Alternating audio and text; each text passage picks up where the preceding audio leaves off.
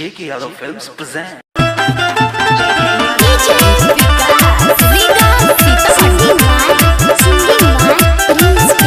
छोड़ी साथी होई छो तोरा से टगे पीला को चढ़ाबै के बन गेलौ बेटा के सुनै छियो छोड़ी साथी होई छो तोरा से टगे पीला को चढ़ाबै के बन गेलौ बेटा के करे के तोरा से रहलै नहीं अब प्यार के कोनो बात अभी छे दिन साथ तबले तू क्या ले बात 15 के साथ छिए 16 के सुहाग रात अभी छे दिन साथ तबले तू क्या ले बात 15 के साथ छिए 16 के सुहाग रात डीजे विकास लीगल सीतामढ़ी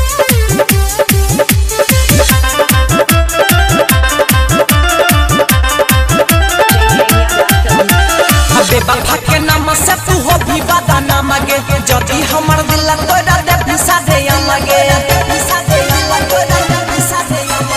बेबा के नाम से तू हो भी बादा ना मांगे जदी हमर दिल तोरा दे पिसा दे लगे याद करबौ रे फोन पर बात करबौ ससुरो से आई के नहिरा में मुलाकात करबौ दोसर नाम के हो दिल गई भी पर बड़ा भी करे अभी छे दिन साथ तबले तू क्या ले बात 15 के साथ छिए 16 के सुहाग रात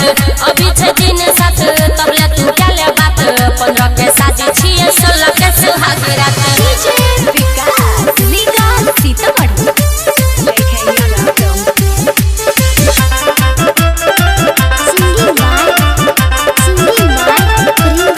छियो छोड़ी तोरा भूल के छमन गे शादी होते बन जाई भी दोसरा के धन गे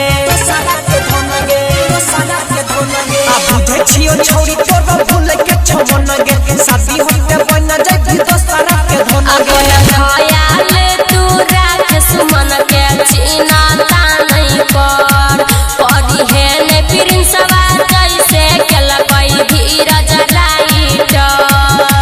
सही के संग में लागल रह भी लगई रे भिया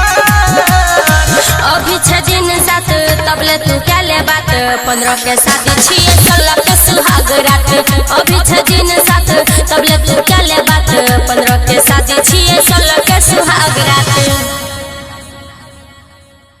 JK Yadav Films